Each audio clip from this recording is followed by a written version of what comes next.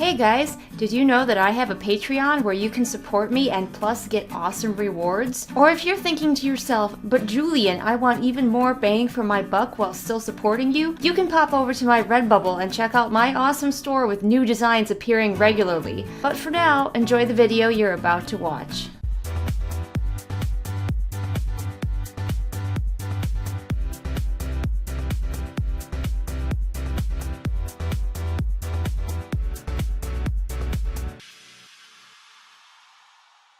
Hello my lovelies, it's me, Julian Greystoke. We are filming in my living room and I'm filming a batch of videos in here, so the next several videos are going to be in here and then we'll probably go back to the library. I can't use the library right now for reasons that don't really matter. Today I'm wearing my salt shirt because we're gonna have some salt about a book that we're about to review. Hey! And that book is called Sisters Red. Jane is here. This book is a retelling of Red Riding Hood, imagine that, and it's basically about two sisters whose parents are dead, I believe. This is another one of those reviews that like got lost in my old notebook and I just found, and I'm like, oh, I should probably do that. Fortunately, I don't think there was too much going on in this book. Two sisters who hunt these wolves. They're like werewolves except for they don't change with the moon, they change with like being turned on or something like that. Like, being around innocent women turns them into werewolves. You know what, I'm just gonna look at the description on Goodreads and see what it has to say. Scarlet March lives to hunt the Fenris. No, not that Fenris, I was disappointed too. The werewolves that took her eye when she was defending her sister Rosie from a brutal attack. Armed with a razor-sharp hatchet and a blood-red cloak, Scarlet is an expert at luring and slaying the wolves. She's determined to protect other young girls from a grisly death, and her raging heart will not rest until every single wolf is dead. Rosie March once felt her bond with her sister was unbreakable. Owing Scarlet her life, Rosie hunts ferociously alongside her. But even as more girls' bodies pile up in the city and the Fenris seem to be gaining power, Rosie dreams of a life beyond the wolves. She finds herself drawn to Silas, a young woodsman who is deadly with an axe and Scarlet's only friend. But does loving him mean betraying her sister and all that they have worked for? By the way guys, if you hear anybody crashing around in the background, it's my husband. I'm trying to film during the day while he's doing other things, so sorry not sorry, he lives here too. So basically, this is the story of two sisters who fight werewolves, a sweet, innocent one who wants to find love, and a grizzled, bitchy one who hates everything. Cool, cool. And there's also a guy. But I was not terribly impressed with the Sisters Red, and let's just talk about it. As I said, this is based on Red Riding Hood, and Red Riding Hood, if you didn't know, the original tale has some serious sexual undertones or potentially overtones. There's a lot going on with it, talking about, you know, stranger danger, meeting a strange man, the predatory nature of men, the innocence of women and girls. So there's a lot going on, and this book knows that there is a lot of sexual stuff going on in the original story of Red Riding Hood, but it doesn't do very good things with it. There is a lot of slut-shaming and there's a lot of victim-blaming in this book, and it is not good. All of the main characters are really like anti-femininity, like they all look down on women who dress femininely, who dress attractively, who might dress provocatively, because how dare they, because they are attracting predators, and these predators are, of course, in this case, these werewolves who are very sexually coded. These werewolves are like, go after girls who are sexually attractive and they behave like male predators in real life or whatever, and if that was just it, I might not mind it so much, but our main characters are like, well, those women shouldn't dress like that, and those women are literally asking for it to be killed by these wolves because they're dressing provocatively, they're going out to a club, they're whatever, and it is not good. That is not a good message to send, and it's very, very much victim blaming. This is one of those cases where I think the author wanted to create this feminist icon and instead just completely missed the mark on what feminism really means, and instead created a woman who hates other women. And of course all of the werewolves are men. There's not even any predatory female wolves. It's very blatant with this message, and it stumbles and it falls flat on its face trying to deliver this message. I don't know why they are called the Fenris. You could just call them werewolves. You don't want to do that. You could call them lichens. I don't understand why the Fenris, you know? It's clear that they're basically just sex werewolves. I think there's a Norse tie-in to the word Fenris, but it doesn't come up in this book, so I don't understand why it's there. Conveniently, when our main characters do kill wolves, they disappear.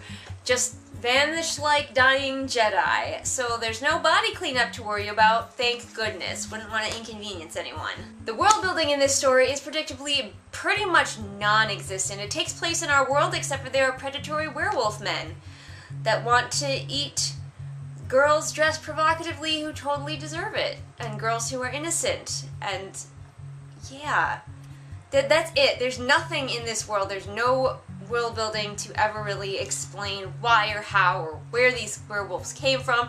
Are there other hunters? Where are the other hunters? There's nothing. We're just supposed to just kind of be like, okay, well this is exactly like our world in every way except for there are werewolves, and just not even ask for any explanations about the werewolf situation. And then I just also have this question, where are the other hunters? There must be other people who hunt these werewolves. Where are they? Our main characters leave like their hideout to go into the city because the werewolves are getting stronger and gearing up towards this big werewolf ritual thing where they can create more of their kind, as I recall. And so our main characters are like, we have to go into the city and really start hunting for real. And I was like, okay, well maybe in the city they'll encounter some other hunters. But they never encounter any other hunters. This almost implied that only our main character ever thought about killing these werewolf creatures. There's no redeeming them. They are just straight up predatory evil creatures. Apparently. The book tells us so and doesn't give us any chance for any sort of nuance as far as that goes. And again, hitting on that victim blaming thing, our main character is so judgy of the victims. And she's just like, huh. I remember her like sitting and stopping and thinking as she watches like one of these creatures approach this girl, because she has to wait for it to transform into a wolf to make sure that it is one and it's not just some creepy rapist dude. You wouldn't want to accidentally attack a rapist. No, only wolves. So she has to wait until they actually transform. And so she's waiting around for this wolf guy to transform, and she's thinking to herself, huh, this stupid flirtatious girl that he's going after, she should be attacked because then she will learn to behave better. And I was just like, excuse me? What did you just say? Fucking no, this woman is about to be attacked. You do not get to say that she deserves to be attacked. And it also implies that girls in real life are like, dressed this way and have no idea that there's dangers in the dark. You know, how dare we try to walk to our car in the dark? Don't we know it's dangerous? We should go around with some sort of protection at all times. We should never leave the group. You know, bitch, sometimes we need to, and we know. Like, this girl is all like, oh, these women, they just don't know. They're just so innocent. They don't understand that the world is dangerous. Only I understand that. And I'm like, we know. We don't even have werewolves in this world. And here we all are walking with keys between our fingers. Bitch, we know. Sorry, I'm getting a little heated. I do not like victim blaming, not even a little bit. So the werewolves are gearing up to create a new one of their own, which is very difficult to do. They can't just bite people and turn them into werewolves, because they only bite women, and women can't be werewolves in this world. Okay.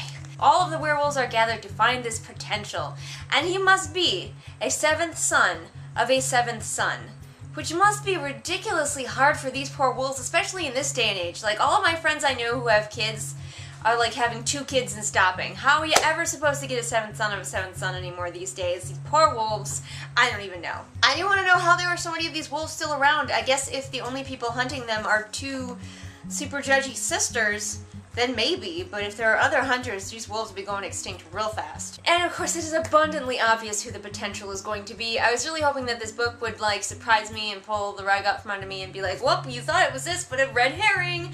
No, no, no. It's exactly who you think it's going to be. Something that I guess didn't bother me as much in this book, maybe because I was too busy being enraged over all of the victim blaming. The younger sister is 16 years old, and the man that she ends up with is, I believe, at least like 21. So if you have a problem with this underage relationship, probably don't read this book because it is treated as a perfectly fine and reasonable thing for all of these characters to do. She loves him, he loves her, doesn't matter that she's 16 and he's in his 20s. Who cares? I mean, I guess no one's in love with any of these werewolves, so that's a good thing. It could have been worse. Only thing I will say for this book is that maybe the main character is asexual, because while she does have some kind of maybe attraction to her best friend character, it seems a lot more akin to really wanting him to be her loyal best friend and not wanting to bone him ever. And she shows absolutely no interest in anyone else, male, female, anyone else. So it is possible that we have an ace main character, but boy, am I not okay with her representing asexuals, because she is a judgmental, terrible person. I would not recommend that you read this book, even if you like fairy tale retellings like I do. This one was a big old pile of disappointment, and there's really just very little to redeem it in my eyes at all. Anyway, you guys, don't forget that I post new videos here Mondays and Fridays. All the links to my social media are in the doobly-doo for ease of your clicking. And if you liked what you saw here, you should know that I have been doing this for quite a while, and I have a rather extensive library of videos for you to go watch, so feel free to wander around my channel at your leisure. Everything should be organized into nice playlists for you, easier to find that way. And also, if you liked what you saw here and you wish it was higher quality, like I wasn't just using a table lamp to try to provide me some light, weird shadows behind me, then I have a Patreon for that, where all the support I receive on Patreon goes to buying me better equipment that I so desperately need. And I will see all of you again next time with whatever it is I happen to be doing next time. Bye! Hey everybody, it is shout out time! Time for me to shout out to my amazing patrons, Kim, Sarah, and Savvy Panda. So if you want to be cool like these great people, then become my patron over on Patreon.